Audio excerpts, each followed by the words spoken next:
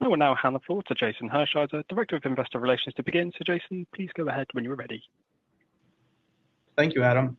I would like to welcome everyone to our second quarter 2025 earnings call. On the call today, we have our Chief Executive Officer, Jean-Marc Germain, and our Chief Financial Officer, Jack Guo. After the presentation, we will have a Q&A session.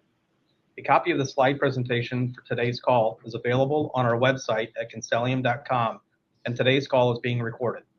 Before we begin, I'd like to encourage everyone to visit the company's website and take a look at our recent filings. Today's call may include forward-looking statements within the meaning of the Private Securities Litigation Reform Act of 1995.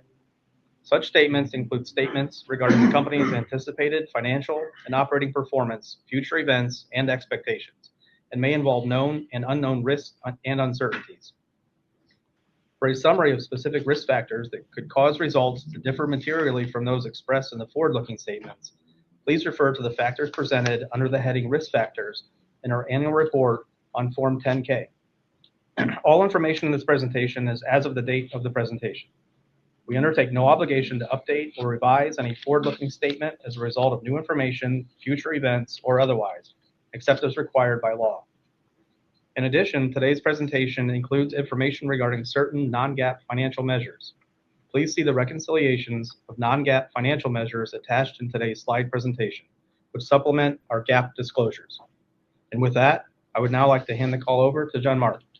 Thank you, Jason. Good morning, good afternoon, everyone, and thank you for your interest in Constellium.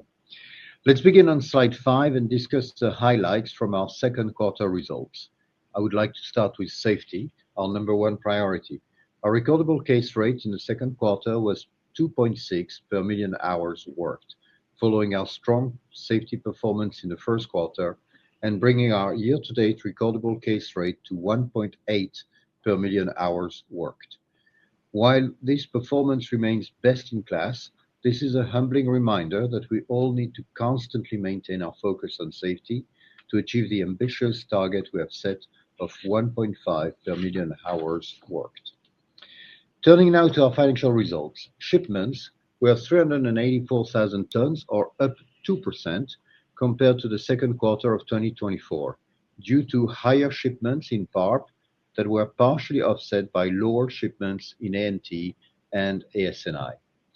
Revenue of $2.1 billion increased 9% compared to the second quarter of 2024 due to higher shipments and favorable price and mix, including higher metal prices experienced in the quarter versus last year. Remember, while our revenues are affected by changes in metal prices, we operate a pass-through business model, which minimizes our exposure to metal price risk. Our net income of $36 million in the quarter compares to net income of $77 million in the second quarter last year. Adjusted EBITDA was $146 million in the quarter, though this includes a negative non-cash impact from metal price lag of $13 million. If we exclude the impact of metal price lag, the real economic performance of the business reflects adjusted EBITDA of $159 million in the quarter compared to the $180 million last year. Moving now to free cash flow. Our free cash flow in the quarter was strong at $41 million. During the quarter, we returned $35 million to shareholders through the repurchase of 3.4 million shares. Our leverage at the end of the second quarter was 3.6 times, though we expect this to be the peak and for leverage to trend down as we move through the rest of the year. We delivered solid results this quarter despite continued demand weakness across most of our end markets outside of packaging. We remained focused on strong cost control, free cash flow generation, and commercial and capital discipline. Overall, I am quite pleased with our second quarter and first half performance. Now, please turn to slide number 6. Before turning the call over to Jack, I wanted to give you a quick update on the Section 232 tariffs, as well as other tariffs under IEEPA, and how we see the potential impact to Constellium. Before going into details on the slide, let me summarize a bit. As I mentioned last quarter, the tariff situation is a fluid and multifaceted situation. We see both some positive and negative impacts on our business, and at this stage, we continue to believe it presents us with various opportunities as well as some additional costs, but it should be a net positive for us. The guidance we are giving today does include the direct impact from tariffs that we are able to estimate given what we know today, and it does include several mitigating factors we have identified to offset the impacts. It also includes our current assumptions on end market demand in the current environment. Our guidance assumes a relatively stable macro environment, and it does not include potential impacts from additional tariffs to those that are known today. Shifting to the details on the slide now, on the production side, we are mostly local for local in the regions where we operate. Our automotive structures business in the US buys extrusions from Canada, including from our joint venture in Canada. These extrusions have become more expensive under Section 232 tariffs, which impacted the first half by around $7 million on a gross basis. The gross costs could continue to accumulate going forward to an additional $20 million for the rest of the year before mitigating items. We are working with our customers and suppliers on pass-throughs and other mitigation efforts, and we have made good progress on a number of them. We expect these actions to result in some benefits in the second half, which will help mitigate the impact on our results. In aerospace, we ship small quantities from Europe to the US to serve global OEMs, although this has a pass-through today, and we will not be impacted. Regarding the automotive-specific tariffs that fall under Section 232, the volumes we ship across Mexican and Canadian borders are compliant with USMCA. On the metal supply side, we import some primary aluminum from Canada, given the lack of smelter capacity here in the US. As of today, we have commercial agreements in place to help mitigate the tariff impact on this metal. In terms of scrap, aluminum scrap is excluded from the current scope of Section 232 tariffs, and we purchase most of our scrap needs from dealers in the US. The impact on scrap from tariffs should be a net positive, as a rise in the US regional premium is beneficial for the domestic supply chain.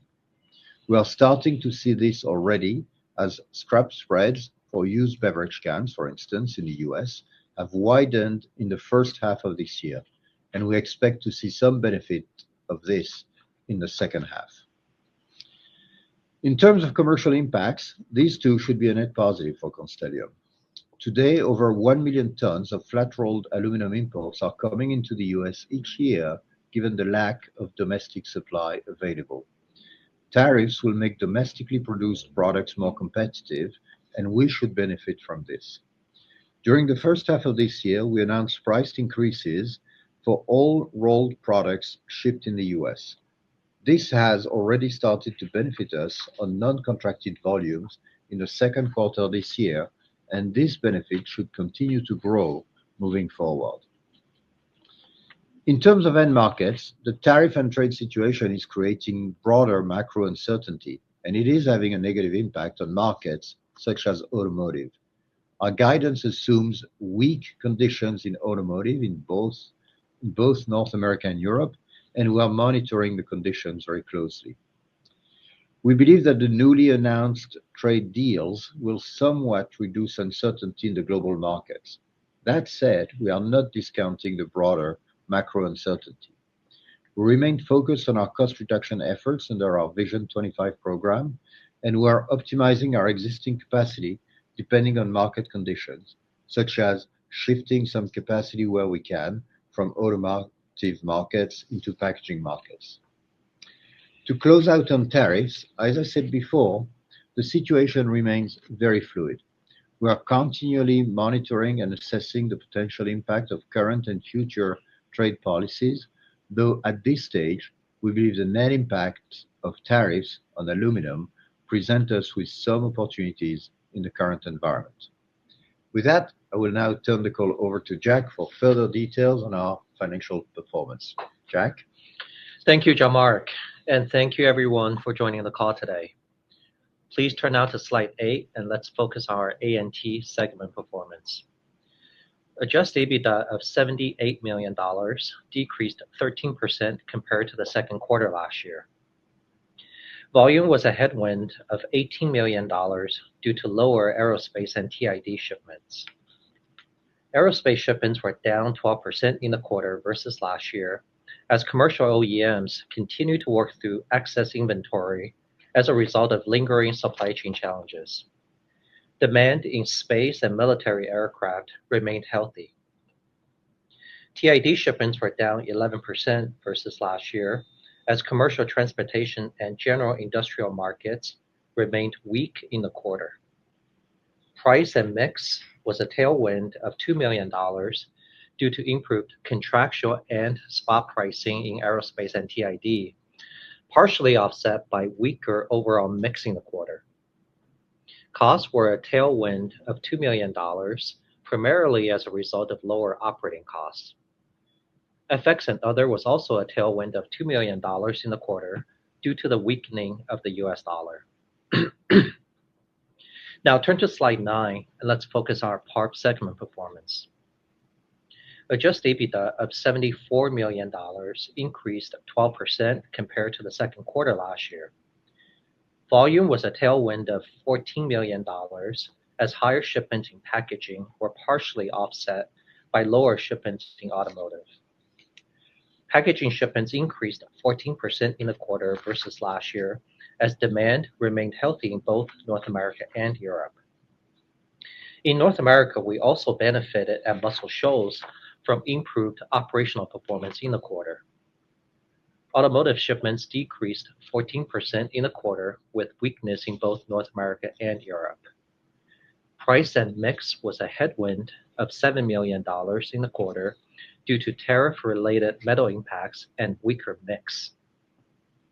Costs were a modest headwind of $1 million, primarily as a result of unfavorable metal costs, mostly offset by lower operating costs. FX and other was a tailwind of $2 million in the quarter. Now turn to slide 10. Let's focus on our AS&I segment. Adjusted EBITDA of $18 million decreased 40% compared to the second quarter of last year. Volume was a $1 million headwind as a result of lower shipments in automotive, mostly offset by higher shipments in industry extruded products. Automotive shipments were down 12% in the quarter with weakness in both North America and Europe. Industry shipments were up 14% in the quarter versus last year. The increase in industry shipments is a result of us catching up to the lost volumes from the Vale interruption, as industry markets in Europe remain weak overall. Price and mix was a $16 million headwind in the quarter due to weaker pricing for spot volumes and a weaker mix. Costs were a tailwind of $5 million, primarily due to lower operating costs, partially offset by the net impact of tariff headwind in the quarter. It is not on the slide here, but our holdings and corporate expense was $12 million in the quarter. Holdings and corporate expense this quarter was up $6 million from last year due to additional IT spending with the upgrade of our ERP system and higher accrued labor costs, partially offset by lower headcounts. As we said last quarter, we expect holdings and corporate expense to run at approximately $40 million in 2025. It is also not on the slide here, but I wanted to summarize the current cost environment we're facing.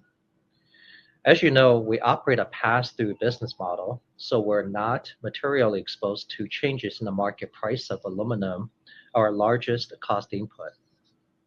On other metal costs, we experienced a dramatic tightening of spot scrap spreads in North America in 2024. The tightness continued into the beginning of this year, though spreads improved in the spot market as we moved through the first half of the year. Given our scrap purchases were essentially locked in for the second quarter, we did not benefit from this dynamic during the period. However, we expect to benefit starting in the third quarter this year and into the rest of the year. For energy, our 2025 costs are moderately more favorable compared to 2024, although energy prices remain above historical averages. Other inflationary pressures have eased to more normal levels. And as we said in previous quarters, given the weakness we're seeing in several of our markets, we have accelerated our Vision 25 cost improvement program with measures such as improving operational efficiency, reducing headcounts and other labor costs, reducing non-metal procurement spending, optimizing maintenance costs by minimizing the use of outside contractors, and cost reduction efforts across many other categories. We have demonstrated strong cost performance in the past, and we're confident in our ability to right-size our cost structure for the current demand environment. Now, let's turn to slide 11 and discuss our free cash flow. We generated $41 million of free cash flow in the quarter, bringing our year-to-date total to $38 million. The year-over-year increase in the first half is a result of less cash used for working capital, lower capital expenditures, and lower cash taxes, partially offset by lower segment adjusted EBITDA and higher cash interest. Looking at 2025, we expect to generate free cash flow in excess of $120 million for the full year, which is unchanged from our prior guidance. We expect CapEx to be around $325 million for the full year. We still plan to reduce our CapEx this year to stay prudent, though most of the benefits are offset by unfavorable foreign exchange translation. Cash interest and cash taxes are running slightly higher for the year than previously expected at $125 million and $45 million respectively. We expect working capital and other items to be a modest use of cash for the full year, which includes the impact of higher metal prices this year and the working capital ramp-up in Vale. At this stage, we have fully rebuilt our supply chain and inventories in Vale, which has had a negative impact on free cash flow in the first half of this year. As Jean-Marc mentioned previously, we continued our share buyback activities in the quarter. During the quarter, we repurchased 3.4 million shares for $35 million, bringing our year-to-date total to 4.8 million shares for $50 million. We have approximately $171 million remaining on our existing share repurchase program, and we intend to use a large portion of the free cash flow generated this year for the program. Now, let's turn to slide 12 and discuss our balance sheet and liquidity position. At the end of the second quarter, our net debt of $1.9 billion was up approximately $120 million compared to the end of 2024, with the largest driver being the translation impact from the weaker US dollar at the end of the quarter. Our leverage was 3.6 times at the end of the quarter, or up 0.5 times versus the end of 2024.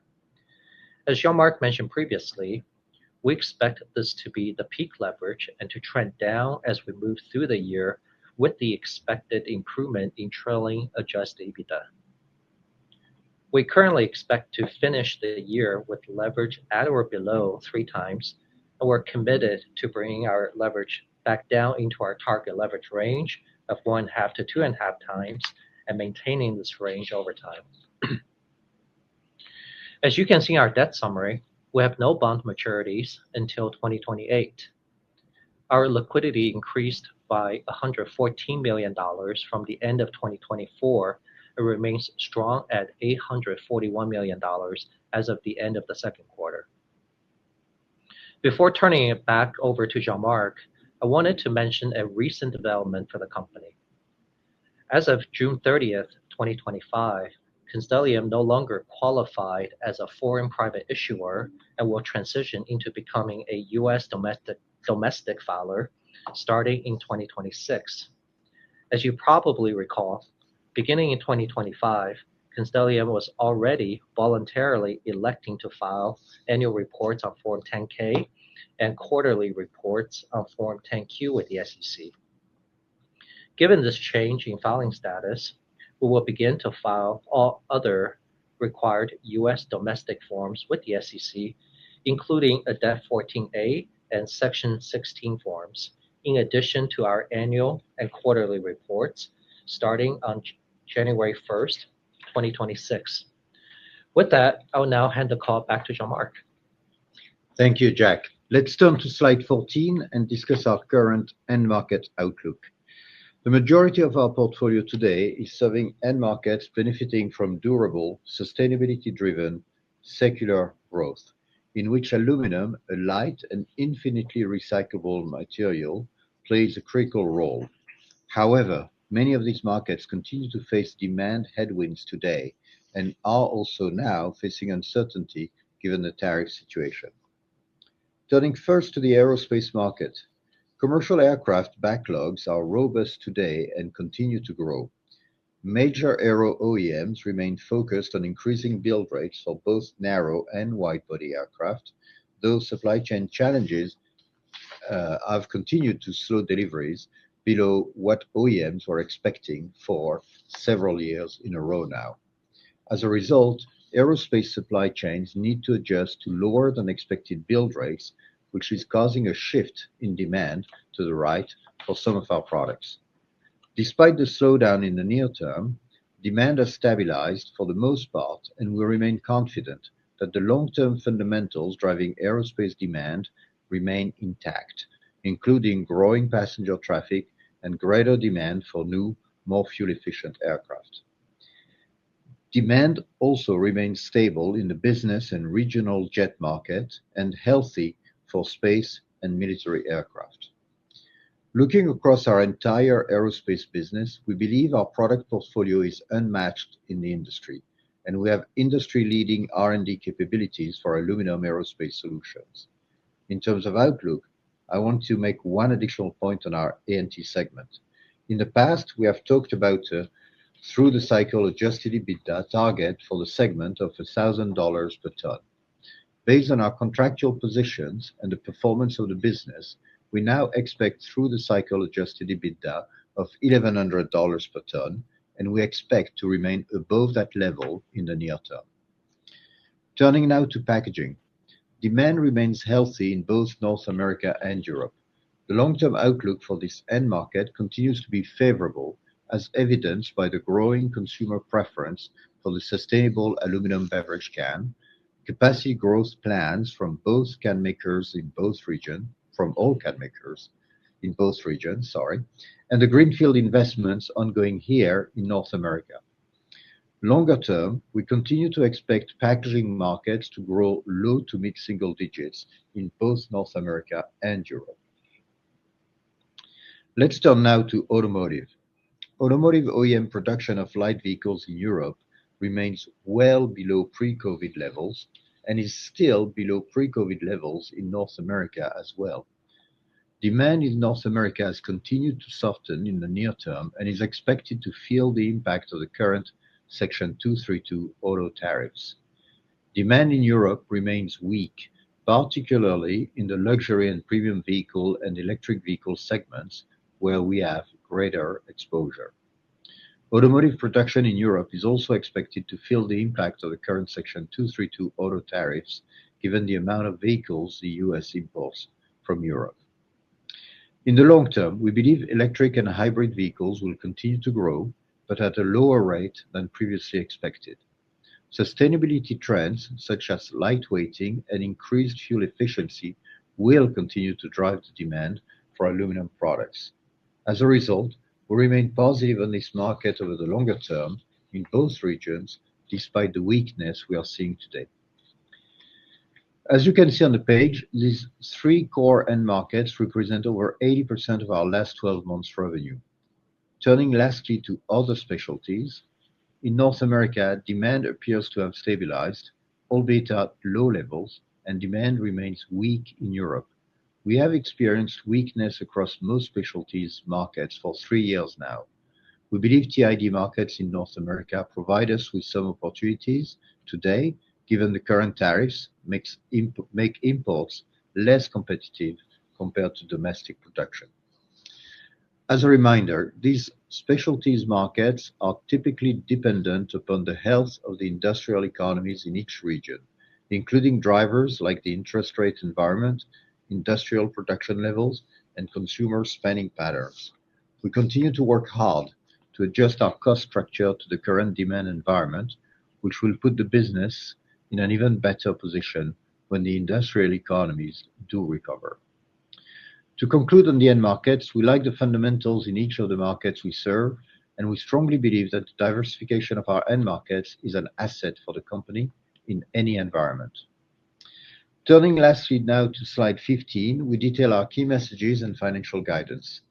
Our team delivered solid results in the second quarter this year, despite continued demand weakness across most of our end markets outside of packaging. We returned $35 million to shareholders in the quarter with a repurchase of 3.4 million shares.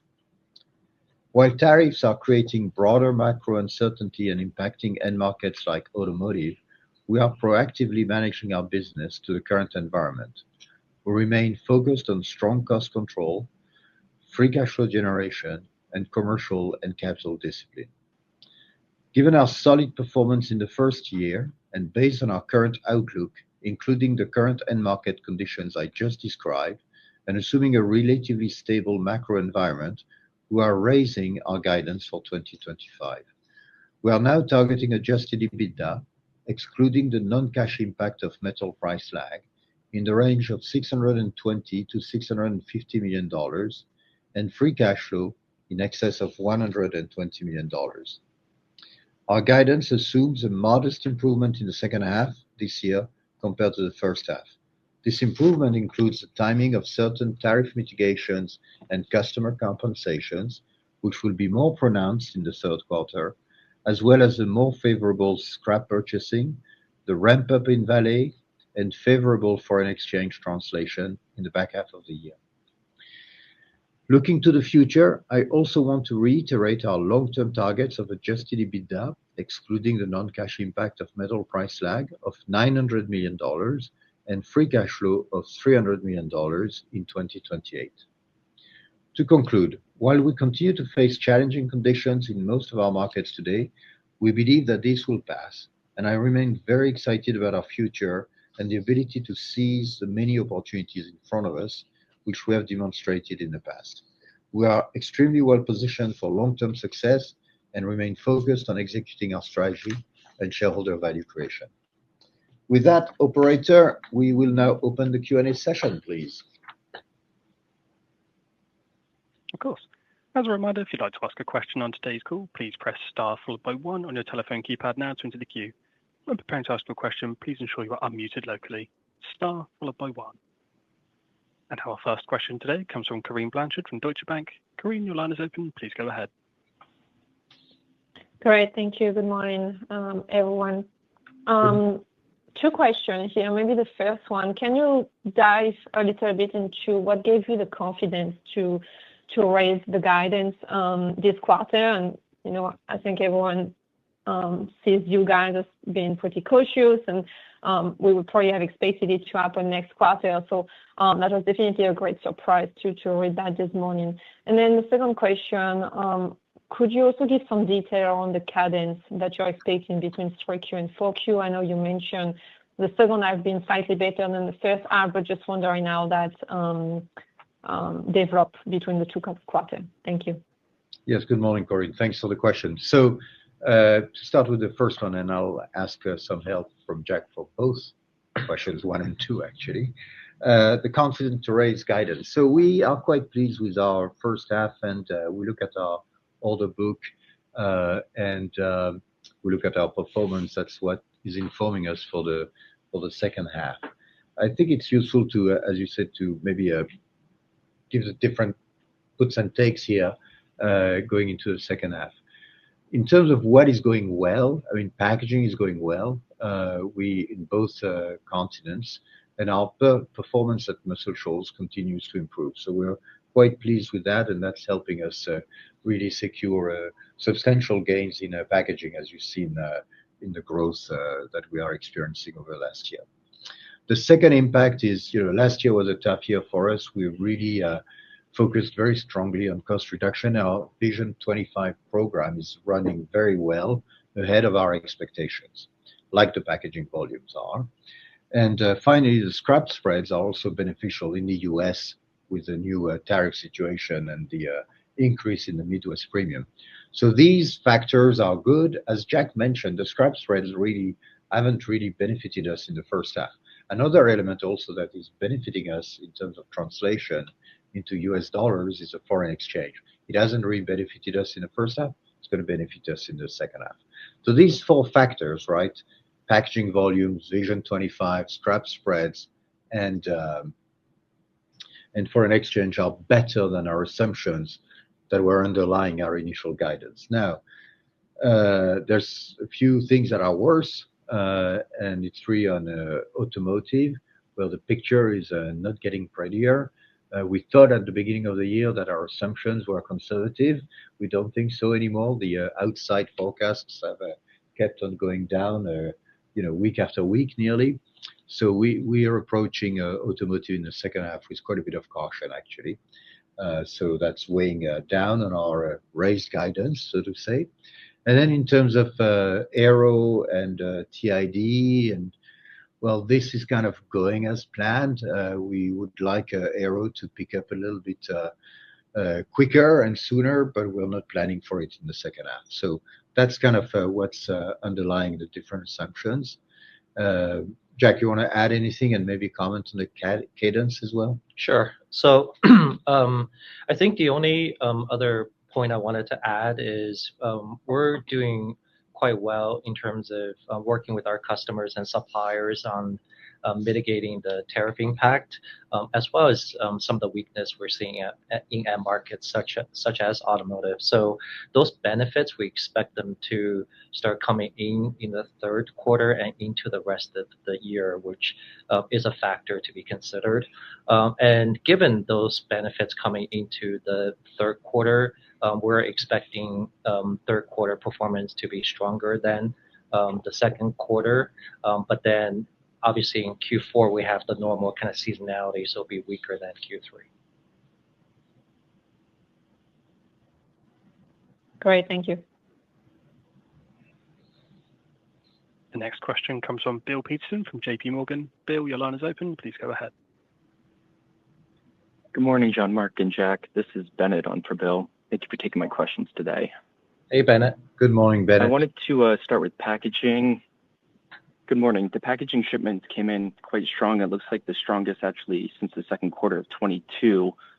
So could you shed a little more color on what improvements you saw at Muscle Shoals during the quarter, and if you would and or could pivot, further ABS capacity to packaging in the meantime?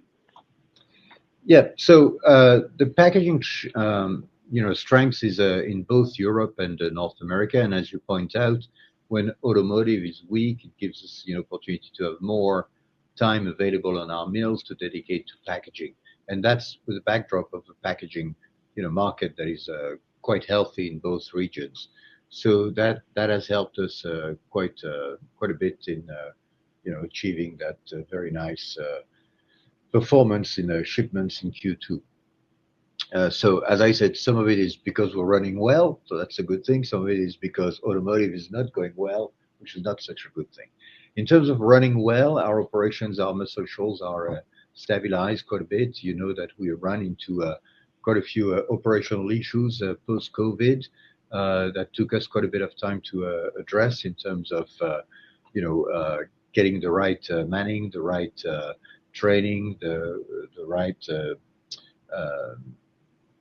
performance from our assets through more predictive maintenance. So all these things are coming into play now, and we feel quite confident that now that we've had, 7-8 months of very good performance at Muscle Shoals, and we keep on making progress, we'll feel very confident about the future. So we'll keep on working hard to maintain that and improve that level of performance. But I think all things are pointing in the right direction. At the same time, it's a plant that has further potential for improvement, which we're working on, and that requires obviously some capital expenditures, which we are planning for in the planning horizon through 28. But not only are we happy with where we are, but we're quite excited about the opportunities we have for further improvements at Muscle Shoals.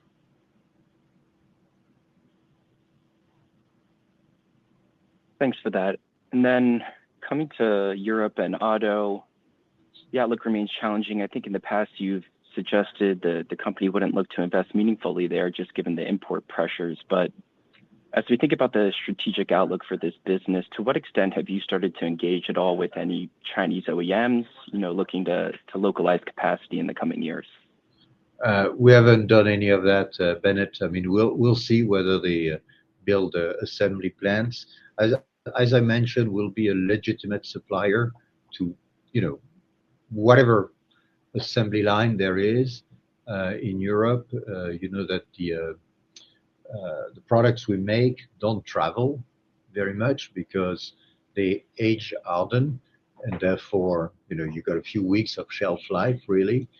So, local assembly of, wherever an assembly line is, they need to procure their parts from reasonably close by. So we'll be a legitimate supplier to whatever customer sets up new lines in Europe, but we haven't been engaged in any discussion of that nature just yet. Understood. Thank you for the context. I'll get back in the queue.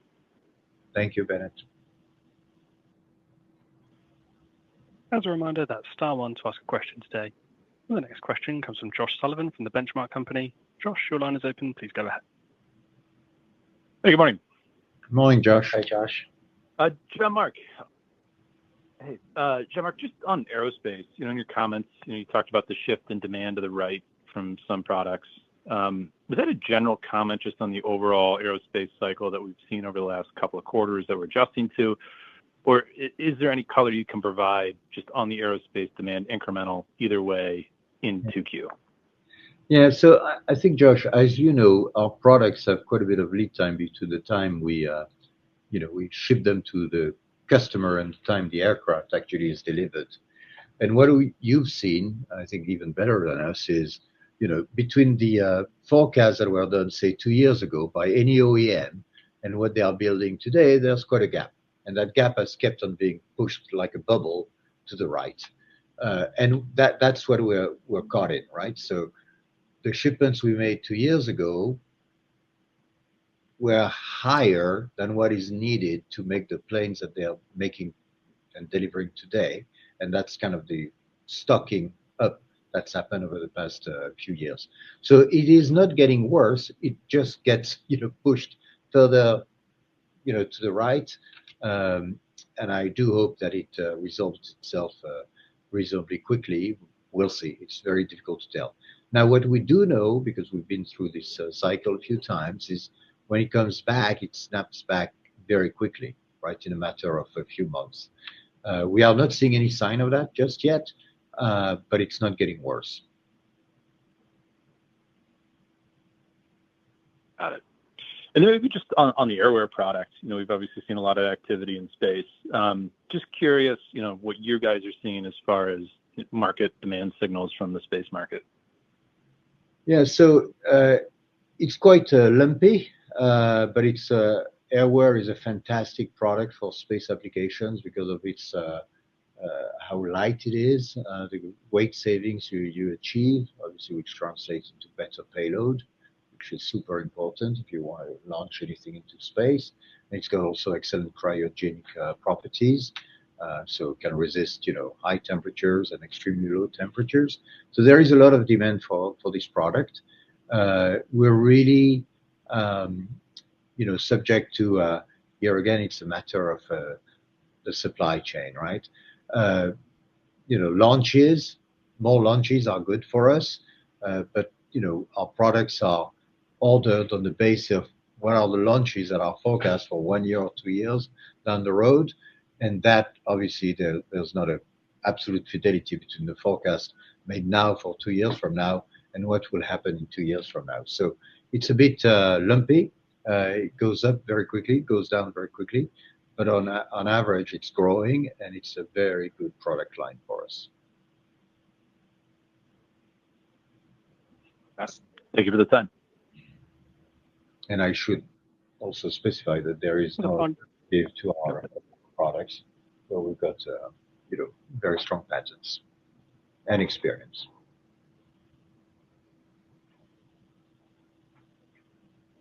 As a final call for questions, that's star followed by 1 on your telephone keypad.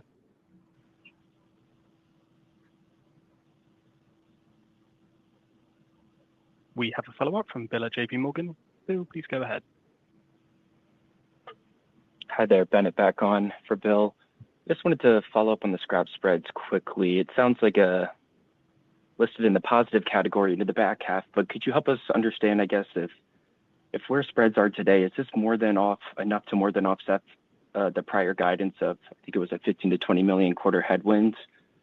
And are you seeing any change in flows in Europe, just given the attractive pricing in the US and maybe more flows getting shipped across the pond here? Thank you. Sure.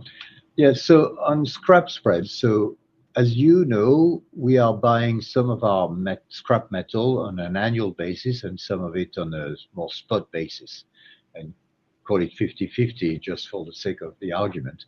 So at the beginning of the year, when we were still buying scrap metal at a pretty elevated price, so very narrow spreads on the heels of what happened in 24.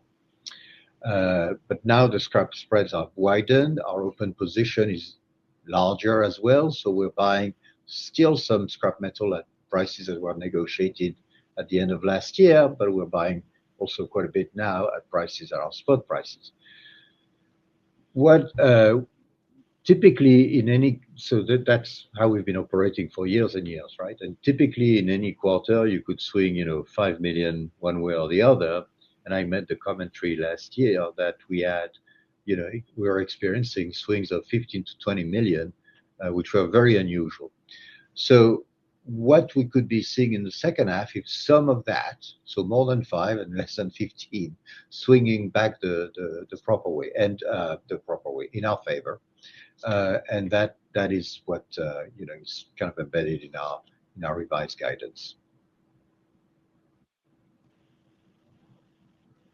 Did I answer your question? Thank you for that. Best of luck.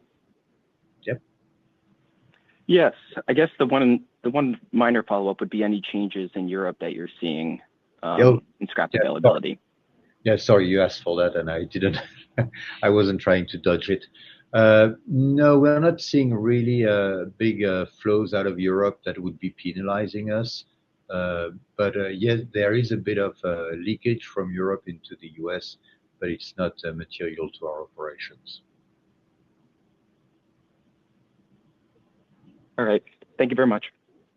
Thank you. The next question comes from Sean Wondrack from Deutsche Bank. Sean, your line is open. Please go ahead. Hi there. Thanks for taking my question. Just one for me, and I apologize if you touched on this already, but do you expect to have any impact from the big, beautiful bill, whether it's tax or otherwise? So, Sean, it's a really good question. So we're currently assessing the impact, but at the moment, we do not anticipate a significant impact on our financial results this year.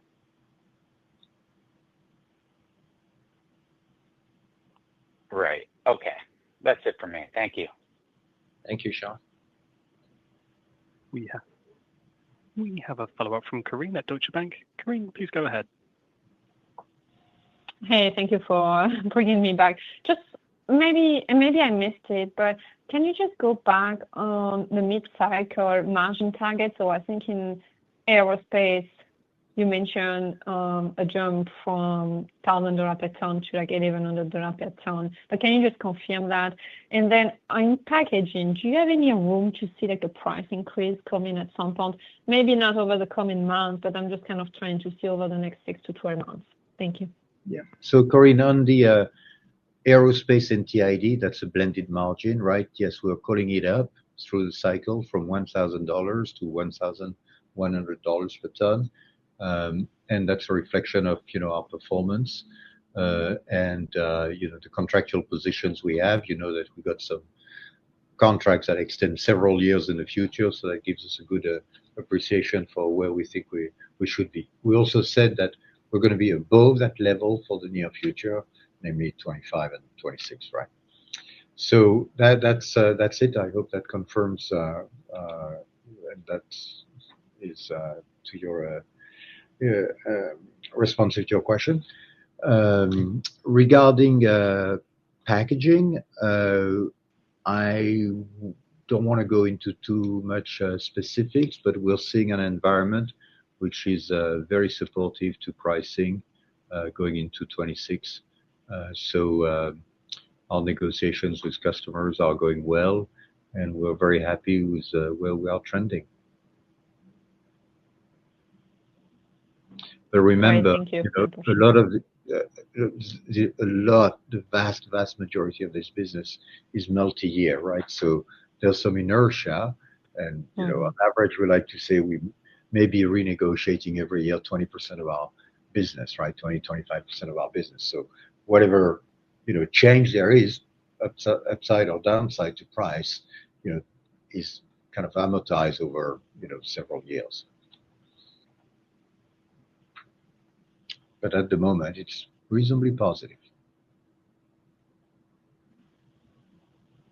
That was very helpful. Thank you. Thank you.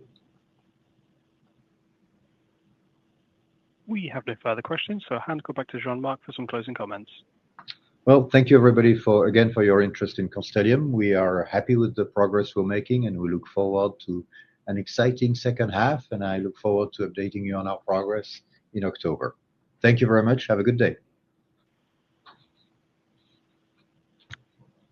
This concludes today's call. Thank you very much for your attendance. You may now disconnect your lines.